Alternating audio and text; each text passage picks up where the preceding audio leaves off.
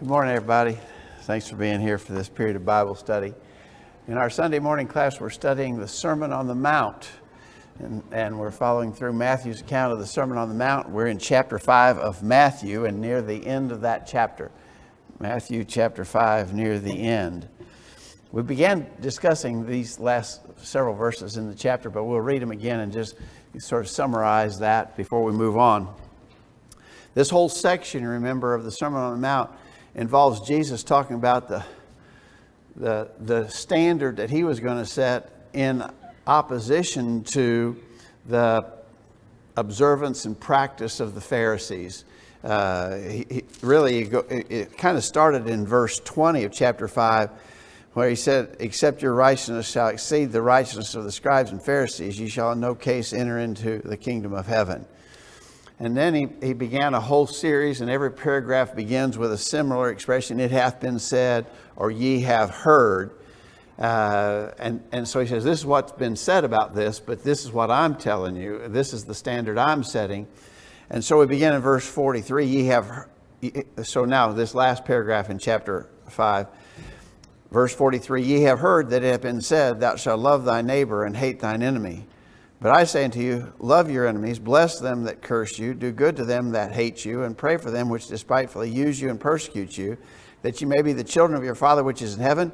For he maketh his sun to rise on the evil and on the good, and sendeth rain on the just and on the unjust. For if ye love them which love you, what reward have ye? Do not even the publicans the same? And if you salute your brethren only, what do ye more than others? Do not even the publicans so? Be ye therefore perfect, even as your Father which is in heaven is perfect." All right, so the idea of loving your neighbor, but you could hate your enemy,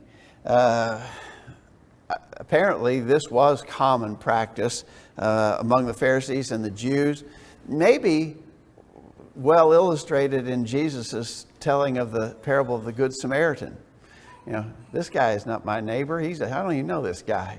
I'm going to walk on by. Even the priest and the Levite did that. Jesus taught the parable of the Good Samaritan, you remember, in answer to the question, who is my neighbor? Because apparently the Jews had a very restrictive view as to who is my neighbor. Literally, my neighbor is my friend right beside me. And other than that, I'm not obligated. And in particular, toward those who are my enemies, I am justified to hate my enemies. He said, that you have heard it said, love thy neighbor and hate thine enemy. Was that a fair application of even what the law of Moses taught? Jesus is obviously going to set a way higher bar than that. But was that a fair representation of the expectations of the Jews under the law of Moses? Love your neighbor, hate your enemy.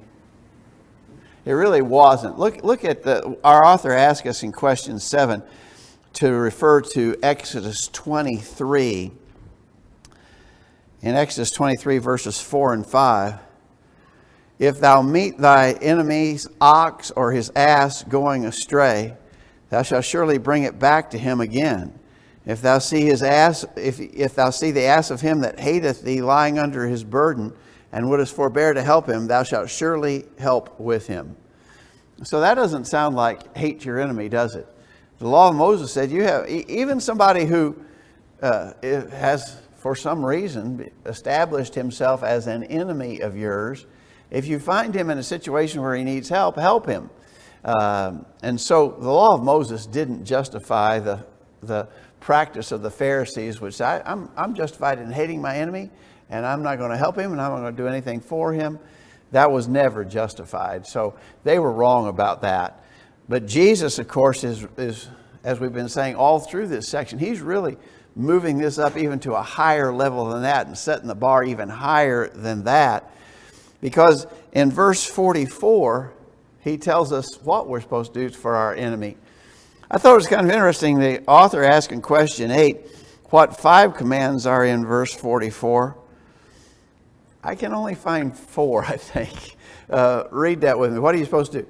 "I say to you, love your enemies, bless them that curse you, do good to them that hate you, pray for them which despitefully use you and persecute you." I see 4 there, not 5. But that is really hard. I don't know if there's anything harder here in the Sermon on the Mount than that. So this guy's my enemy, and he's been doing me wrong. He's been trying very hard to do me wrong. I'm going to hate him.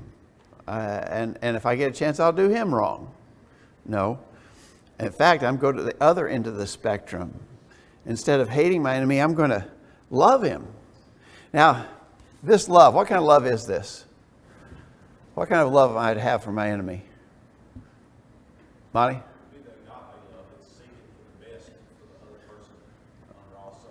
Okay, so this is not sort of a gooey, emotional kind of love. Well, me and my enemy may never be best buddies, hang out together and do fun things together.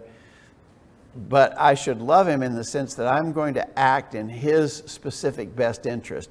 I'm going to do what he needs. I'm going to even sacrificially serve him if it's in his best interest. So that's extreme. You got to agree that's extreme. Love your enemy. Bless them that curse you. This would be, obviously the blessing here is in opposition to the cursing. So this guy curses you. You speak a blessing toward him instead of cursing him. You do good to them that hate you. That's not typical, right? And pray for them which despitefully use you and persecute you. Even the idea of praying for someone who has made himself an enemy, that's a hard thing to do. There's something in us that just, we would like to be vengeful. We would like to get even. And none of that is allowed here. JD. Of course, it's been an example of, time healing all wounds, but sort of thinking about this, what do you think about Jacob and Esau? I guess it's kind of funny that I think of Esau as being a good example of what we're talking about. But, even years later, Jacob was prepared to have, most of his family and everything slaughtered when he was going to come across Esau. But Esau had more of this kind of attitude when they finally met.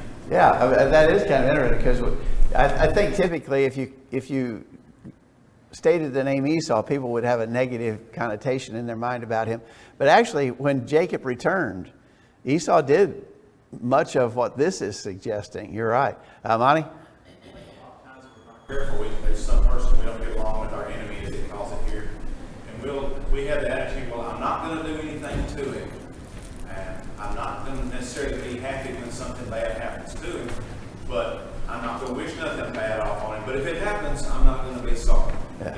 But this is even commanded, not the attitude that we're not going to do nothing to him or wish nothing bad on him, but to go beyond that when something does happen to him, I'm going to help him if I can. I'm going to do what I can. I'm going to pray for him. I'm going to provide for him if I can. I agree, and that is hard.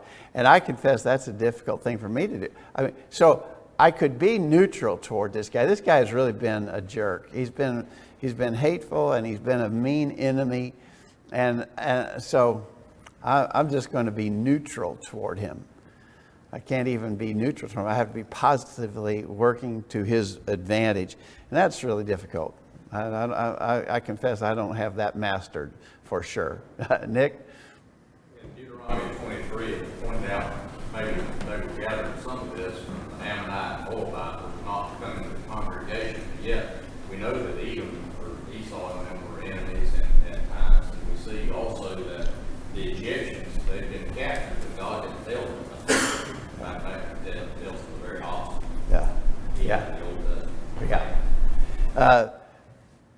And some of this may go to the difference between God's justice and our personal vengeance, which there's a big distinction there. And in the Old Testament, there was a distinction there. But I think probably the Pharisees, and we see that in the previous paragraph when they took the eye for an eye and tooth for a tooth, literally to allow personal vengeance. So it would have been maybe harder, as Nick suggested, for them to keep this sorted out because God used the armies of Israel to punish nations surrounding them. And so it may have been harder for them to sort of keep that sorted out. But they certainly had made a misapplication in regards to their personal vengeance taking. God is the perfect example of doing good even to those who are his enemies. He sends. He makes his sun to shine on the evil and the good, sends his rain on the just and the unjust. And then, a pretty simple question. If you just love those who love you, that's easy, right? That's not hard. Just love those who love you. Even the publicans, the tax collectors, do that. Of course, the publicans and tax collectors were considered to be just the scum of the earth to the Jews in that day. And so Jesus no doubt used them to drive his point home. If you just love those who love you, you haven't done anything hard. Even the publicans, the tax collectors, do that. And if you salute your brethren only, what do you more than others? Even the publicans do that. And so he's saying, you can't just do what's easy. I'm asking you to do what's hard. And these things are hard. Tom? When we look at the parable of the Good Samaritan, basically the Jews and the Samaritans basically had a huge prejudice against each other. And we see that the Jews here, this was evidently their own brother. The scribes and the Pharisees, they just passed him on by. But the Samaritan overcame his prejudice to have compassion on him and help him because he saw that he was a fellow man and needed things. So, we look at those things and, we have that. Even our military things, when we're in battle and war, when we take, prisoners, we try to treat them humanely. There was a whole thing of the Geneva Convention, which was going in and sort of presenting us. Here, they're enemies, but they still need to be treated, when they're captured. Okay. All right. Well, that sort of concludes that long section in chapter 5. Very familiar verses there in which Jesus contrasts, I think, overall, a serious misapplication of the Pharisees in regards to lots of things taught in the old law. So he's saying they weren't even getting it right as in regards to what Moses taught you to do. And I'm asking you to move it on up to a higher level than that. Now, again, we made the point that there are some people who try to argue Jesus here was just explaining the law of Moses and he wasn't setting forth his own principles of governance in the kingdom of Christ. And we pointed out when we started this that I think that is really a serious misunderstanding. Jesus was teaching the principles of the kingdom. In Luke 16:18, the law and the prophets were until John, that is John the Baptist. Since that time, the kingdom of God is preached, and every man presseth into it. Jesus is teaching principles of the kingdom here. He certainly was showing the flawed practice of the Pharisees, but there's nothing in this that is not applicable to us. These are applicable principles to us. We can't say that's just clarification of the law of Moses. We don't even have to pay attention to it. That's wrong. Tom? When Jesus was up arrested, Peter came and cut off the ear of the son of the high priest. Jesus took it, healed here. This was his enemy, and he did something good for him. Beyond that, most of us would, give me the sword so I cut the other ear off. Yeah. And Jesus, went through and did something for his enemies, knowing that they were going to go ahead and treat him terribly afterwards. Yeah. All right. So we're ready to start. I often complain about chapter and verse breaks. This is a good place because I think really the thought does change, and chapter 6 begins with really a new thought, a new train of considerations here. Our author mentioned, as he introduces this section, that there's some disagreement about how verse 1 should fit into this discussion. The King James says, "Take heed that ye do not your alms before men to be seen of them, otherwise ye have no reward of your Father which is in heaven." And then it goes on in verse 2, "Therefore when thou doest thine alms." And so the way the King James has it translated, it seems like the immediate discussion is specifically about almsgiving. Almsgiving was money given to the poor and needy. But there other manuscripts and translations actually make verse 1 sort of an introductory verse to the broader thought, don't do your good works to be seen of men. The word righteousness is in, if you're reading like the New American Standard Version, take heed that you do not your righteousness or your righteous acts before men to be seen of them, otherwise you have no reward of your Father which is in heaven. And so the way like the New American Standard Version is translated would suggest that verse 1 is sort of a general statement. Don't do your acts of righteousness to be seen of men, to be praised by men. And then verse 2 starts with almsgiving as a specific example, and he's going to talk about praying as an example. He's going to talk about fasting as an example. And that may be the better way to translate. I don't think it's a huge big issue, but it may be best and really, as you think about the way that's laid out, that might make it better sense that verse 1 is sort of an introduction to the concept. Don't do your acts of righteousness to be seen of men, because if you do, then you have no reward of your Father who is in heaven. Now he's going to go on, as we said, he's going to talk about almsgiving and praying and fasting. But even before we get into the specifics of this, how do we correspond that? And we've talked a little bit about this already, but how do we correspond that when you go back to chapter 5, verse 16? Let your light so shine before men that they may see your good works and glorify your Father which is in heaven. Let your light shine. Let your light shine before men that they may see your good works. Okay, wait a minute. Let your light shine so they can see your good works.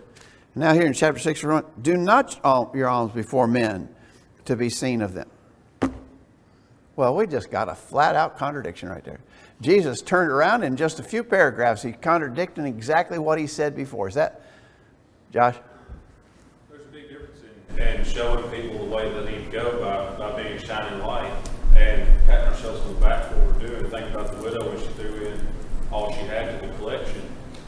And there was those around her that were given what they gave and really making a big show about it, what they did, and how great of a thing it was. But then she quietly gave all that she had, and they're making a show about it. That's what he's talking about here. We need to do our good deeds because it's what we're supposed to do.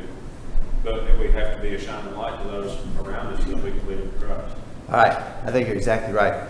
Look, and we're not going to get in. We're going to hold off the discussion of almsgiving for a minute. But look at verse 2, just for a point. When thou doest thine alms, do not sound a trumpet before thee, as the hypocrites do in the synagogues and in the streets, that they may have glory of men. All right? So what Jesus is condemning is me doing this so that I get the praise. Where over there in chapter 5, verse 16, I let my light shine before men that they may see your good works and glorify your Father which is in heaven. So you see the difference? We let our light shine in such a manner that God is glorified. We do not do our works before men so that we are glorified. That's the difference here. Monty. An example we see of that is Moses, when he was told to go speak to the rock and get water for the children of Israel. Instead, he spoke to the children and said, "Must I get water from you from this rock?" And then he struck the rock twice. Well, God still gave them the water because they needed water and he was going to take care of them. But he told Moses, "You're not going into the promised land because you took the water for yourself rather than glorify me." The action was the same, more or less, either way, but getting water from the rock. But Moses said, "Must I do it rather than must God do it?" Okay. So the idea here, I think even referring maybe in the context back to chapter 5, he's given them all these commands. There's higher way and better way of living. But then he's saying don't do it so people will see it just for the purpose of everybody seeing how good you're doing, but do it because it glorifies God. Right. Right. Nick? I think Paul addresses that when he says that we're in Ephesians 2:10, where he says we're his workmanship created in Christ Jesus. When someone would say something about what we were doing, we would always point out anything that we're able to do is because God has given us all that in order to accomplish the glory of God. Exactly right. All I am as a child of His. Exactly right. So I think pretty often people bring up this seems to be Jesus talking out of both sides of his mouth here. No, and a pretty simple dissection of the concepts here shows the difference. Let people see your good works in such a way that God is glorified. Do not let them see your good works with the purpose of bringing glory to yourself. That's straight and simple understanding, I think. I don't think it takes much to get that understanding. All right. So verse 2 then is a specific example of the principle, don't do your righteousness before men. And that is charity, charitable deeds, almsgiving, providing for the necessities of the poor. The practice of the hypocrites was, therefore, when thou doest thine alms, do not sound a trumpet before thee, as the hypocrites do in the synagogue and in the streets, that they may have glory of men. Verily I say to you, they have their reward. But when thou doest thine alms, let not thy left hand know what thy right hand doeth, that thine alms may be in secret, and thy Father which seeth in secret himself shall reward thee openly. Okay, so I don't think this is an exaggeration. I think this was actual practice that Jesus was condemning, where when these hypocrites were going to give a token gift to a poor person, they would actually announce it. I don't know if they literally sounded trumpets or not, but they made sure that before they gave whatever they were giving, everybody was paying attention. Look at me. Look what I'm about to do. I'm going to give some help here to a needy person. It's interesting that Jesus says when they do that, they have their reward. Because think about it. What were they hoping to accomplish? To be praised of men, right? Okay. So men praised them. They got what they were looking for. That's your reward. That's what you wanted. You got what you were looking for. Okay. But don't think that you're going to get any reward beyond that. You're not going to get a reward from the Father because you weren't doing it for that reason. You weren't doing it as an act of service to Him in order that He would be glorified. You were doing it so that you'd be glorified. Okay. You're glorified. You got what you wanted. Go on. What about in verse 3? Let not thy left hand know what thy right hand doeth. How can I do that? Don't let one hand know what the other's doing. What we got there? That when we're doing our charitable deeds, whether it's giving alms or helping them, however we help, don't be making a show of it. Be so secretive that if somebody standing on one side of you, they're not going to see what you're doing on the other side. Because you're not doing it for a show. If you're giving alms to somebody or helping them out by it, you'll slip it to them in private. Nobody else has to know about it. It's just between you and them and God. Yeah, it's a figure of speech, isn't it? It's just a figure of speech. It's not, it doesn't take. It's not a great challenge to understand that Jesus using a figure of speech. Don't let your left hand know what your right hand is doing. Just means, don't make a show of it. Don't make a big scene. Just do it secretly, privately, quietly. Tom. We see every day political agenda. You have all the politicians that are going out and taking advantage of photo ops and different things. Kissing babies. Some of them you can just see that are just downright staged. Yeah. And looking at the character of the individual, he would never do that on his own in a million years. Yeah. But because it was promoting a particular agenda or trying to attract a certain amount of attention or getting the sympathy of a group of people, it's gone through and done. Where if they'd gone through and done it, and then you found out later on that they did it, and there wasn't any big hoopla about it, you'd think a lot more highly of the individual. Some of the younger ones, but those of us who are older, you remember the famous picture of Douglas MacArthur, General Douglas MacArthur, wading ashore at the Philippines when we had been driven out of the Philippines, and he said, "I shall return." And when he came back, there's some famous footage of him wading ashore with the soldiers as they're retaking the Philippine Islands in World War II. I had an uncle who was there. He said the fighting was all over, and they even staged some things around so that it looked like he was marching ashore with his troops. But the fight, he says, it was completely a photo op. It was totally staged. And so that's the idea. Why would you do that? To be seen of men. I mean, that's. But we are humans are sort of that way. I did this. Boy, I'd sure like for you to know that I did this, so that you could heap a little praise on me. Could you give me a little praise here for what I did? We're inclined that way. We sort of want that sort of thing. Jesus is saying, don't do that.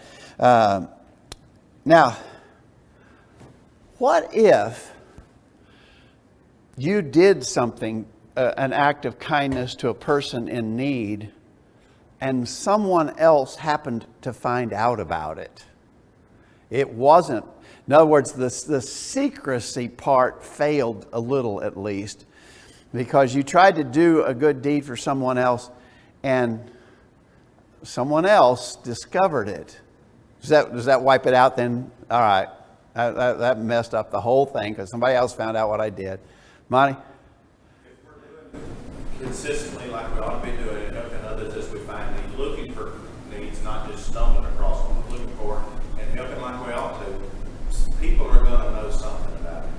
That's how our light shines, as we were talking about earlier, because people can see, hey, this person in their service to God is constantly helping and doing good deeds to them. We're not bragging about it. We're not going around telling them what I did. Super me, I'm a super Christian, I've done whatever. But we're just doing what we're supposed to do. Our light's going to shine. People are going to see the light, and the glory will go to God for it because we're not bragging. It wasn't our motivation for other people to know it, but it's going to happen. There's no way around it. Yeah, I think that's right. It all goes. I think all of this goes to motivation. What are you doing it for? And how are people finding out? Are you blowing your horn? Are you sounding your trumpet? Or are they just finding out because some of that stuff just inevitably is going to be discovered by others? You didn't tell it, but they found out about it. We got some folks in the congregation here. I can think of some. I have some people particularly in mind. You cannot beat them to a needy person.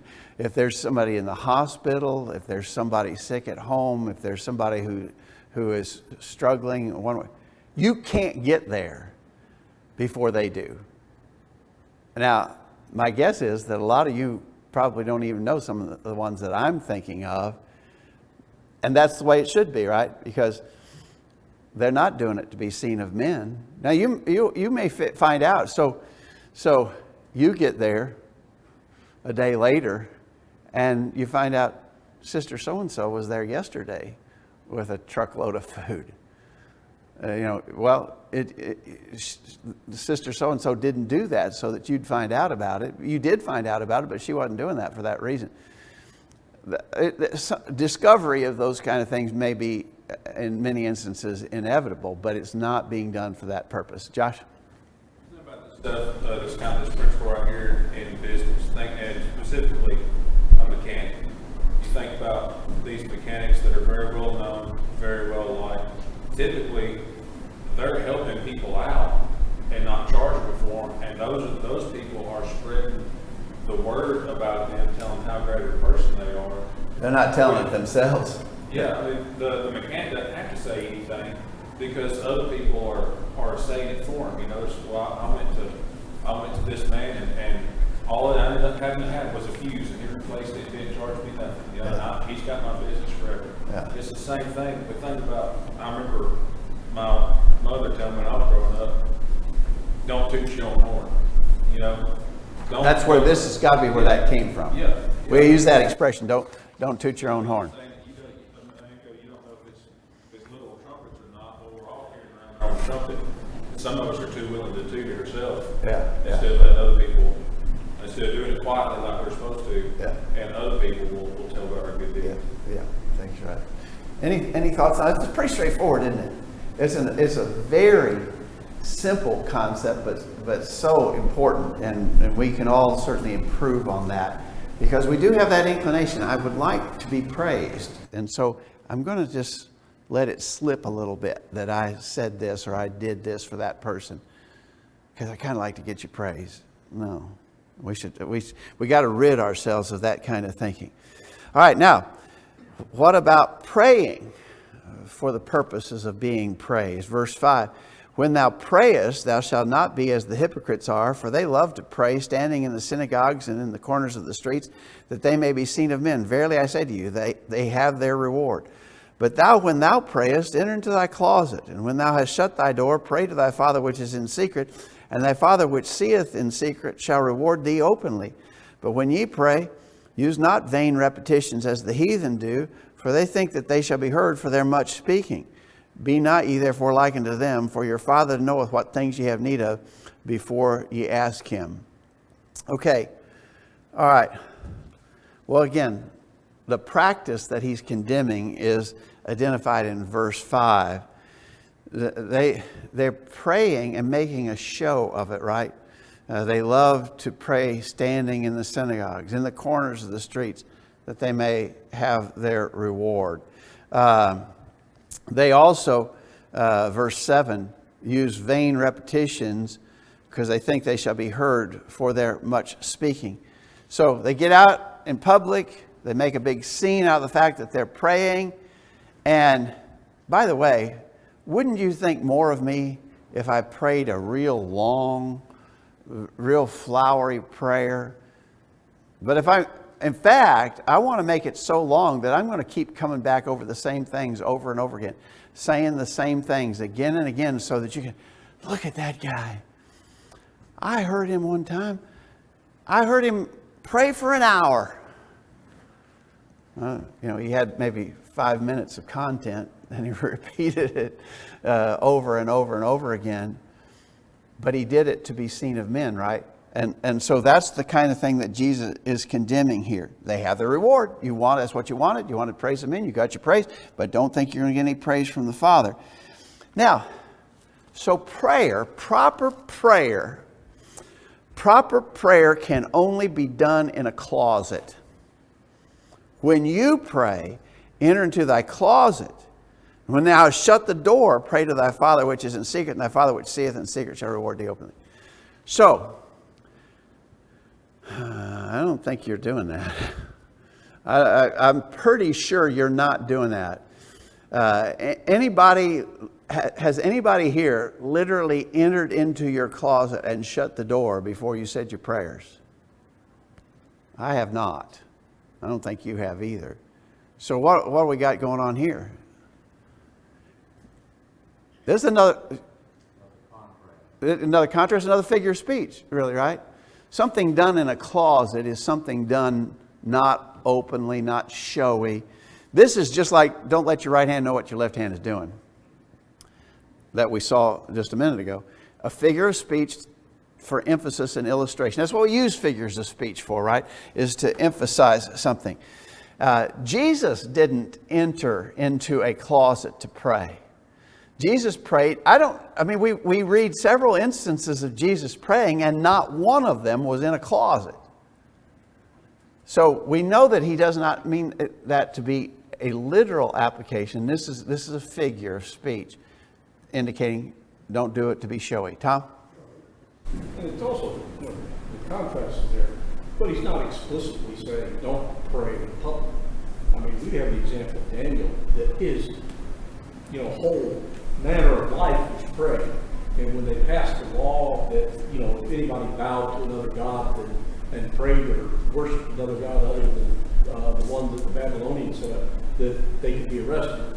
And Daniel knew what the law was, but he still had his practice. He opened his windows and he sat down to pray.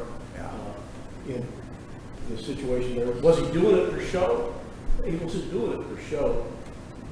That was his manner. But he was praying in such a way that he could be discovered if somebody wanted to search him out. I think you're right. What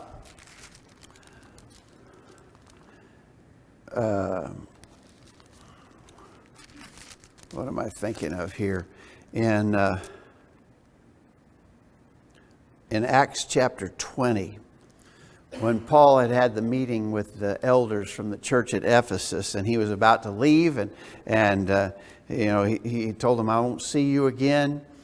And in Acts 20, verse 36, when he had thus spoken, he kneeled down and prayed with them all.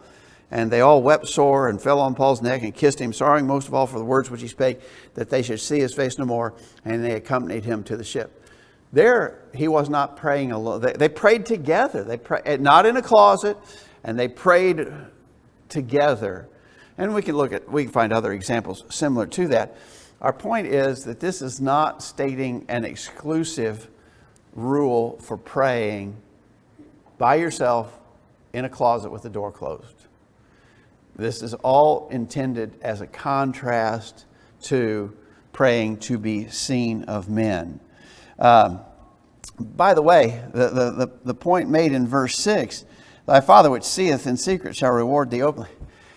You don't have to make a big show of your prayers in order for God to get it, right? God knows it all. Nothing's going to escape his attention. What about verse 7? When ye pray, use not vain repetitions as the heathen do, for they think that they shall be heard for their much speaking. I got to be really careful that while I'm praying, I don't happen to come back across the same phrase a second time. Because if I came back across the same phrase a second time, this is warning. Don't do that. Don't repeat things. Is that right? Huh? Sometimes we're told to, you look at the widow that went before the king and just kept asking for, deliverance or, restitution for what she did wrong. And, he gave it. Sometimes we need to, we continue to ask God, and God sometimes answers and sometimes he don't. But I think a lot about, the practice that, some of our Catholic friends have done. They'll go in and they'll do something wrong and they'll go to the priest, and the priest will say, say 10 Hail Marys, that'll take care of it. Yeah. It's just... That's the same, literally the same prayer recited by memory over and over again, which would seem like vain repetition, doesn't it? So we see some of those things. That's what they're really talking about. You're not really saying anything mean, or that you're really not petitioning God. All you're doing is what you learned by rote. Okay, all right. Nick, did you have a thought? I think about Jesus' prayer, John 17, he always prayed to the Father. I think it's up 5 or 6 times. He repeats to the Father, to the Father. Yeah, I think yeah. that repetition is not wrong. Yeah. It's just a matter of whether or not you're thinking about what you're saying and meaning what you're saying. I think you're right. The key here is the word vain. Vain, right? It didn't say don't repeat. It says don't use vain repetition. Vain, the word vain means worthless. And so if I'm just repeating just to be repeating, then that's worthless. That's vain. That's good for nothing. But as Nick pointed out, frequently Jesus prayed over and over again the same thing. In Matthew 26, verse 44, when Jesus was in the Garden of Gethsemane, it says, he left them and went away again and prayed the third time, saying the same words. Well, that's repetition, but it wasn't vain repetition. Dale? If we were just saying it over and over again, people think, here he is like a politician, and he's got those speeches right up for hire, but you see like this, some of the same things we're going to say. We say, Father, our Father, we ask you for this, our Father this. We might do that, but whether we're purposely doing it to make it longer for people to see it. Yeah, I think right. Monty?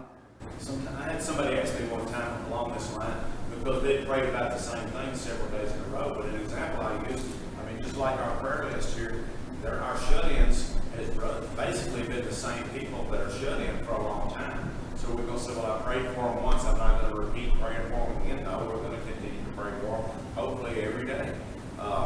Someone on there that's sick, they may be sick for more than 1 week, or however long they're sick, we're going to continue to pray for them. For needs that we personally have, we're not going to say, well, I asked God what's for once, and he didn't give it to me, I'm not going to ask him more. No, just like Jesus repeated the things that he wanted, like you mentioned the Garden of Gethsemane, that same prayer 3 times. We may have to pray for something a lot. The Bible talks about how Isaac prayed earnestly, and God gave Rebekah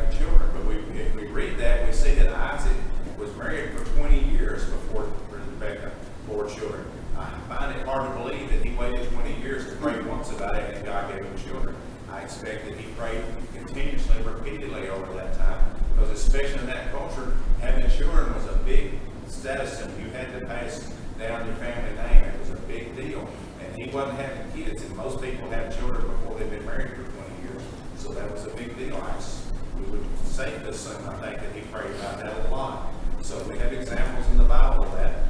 But like you said, we're not just making the same words the same way and just ripping through our prayer. No, I got it right. But it's an earnest prayer. It's a fervent prayer. It's something heartfelt. It's not vain and just making words. Okay. I think you're right. Our author asks us, I'm looking at question 4 under prayer that pleases God. Can the mere reciting of memorized prayers be vain repetition? So, sort of the famous children's prayer, and now I lay me down to sleep, I pray the Lord my soul to keep. If you're using sort of stock phraseology, does that make it vain repetition? What do you think? Monty? Not necessarily, but it can become that way. Okay, I think that's the right answer. Not necessarily. Could be. And again, it goes to motive. What's the purpose of that? Our prayers need to be thoughtful. They need to be thought out. They need to be genuine and sincere. There have been, and I know that you've heard people who would condemn some of the phrases that we use in our public prayers. You hear phrases, for instance, give the speaker a ready recollection of the things he's about to speak. We probably don't use that. You wouldn't talk about ready recollection. You wouldn't use the expression ready recollection in normal daily conversation probably ever. But that doesn't mean it's wrong. I mean, if it's genuine, probably my personal thinking on that is we probably would do better to say that same thing in a way that's more common to our everyday usage. We use the expression is often used, guide, guard, and direct us. That's not a bad request, but it needs to be more than just a phrase. I've heard this in public prayers my whole life long, and so now I say it without thinking about what it means. Guide, guard, and direct us is a good request, but maybe to sort of dissect that phrase and say it in a way more common to the way you normally speak would be more helpful. But again, just because we're using some rote phrases doesn't mean that we're praying by rote. Just because we're using some phrase, I probably shouldn't say rote phrases, just because we're using some common phraseology that's reserved for prayer doesn't mean that we're being vain in our use of it. Tom? The scriptures teach us, that we should be praying for wisdom. That's something that, you just don't pray for all the time. You continue to pray for it. We hope we continue to gain wisdom through our whole life. We never attain it all. It's something that is a progressive type thing. And why would we continue to ask for a progressive thing? It's like giving thanks for food. What do? Just get up at breakfast and give thanks. Well, thank you, Lord, for this meal. And I thank the Lord for the meal. That takes care of the rest of my life. It's something that there's different prayers that we take up, and some of them have repetition in them because of the circumstances that go along with it. Exactly right. I think that's exactly right. Well, we're just out of time. This is a good place to break because starting in the next verse, he's going to give us instruction on how we ought to properly pray. The section you know well starts next with the so-called Lord's Prayer. We'll talk about that designation next week, but we'll begin there, chapter 6, verse 9 next week, Lord willing.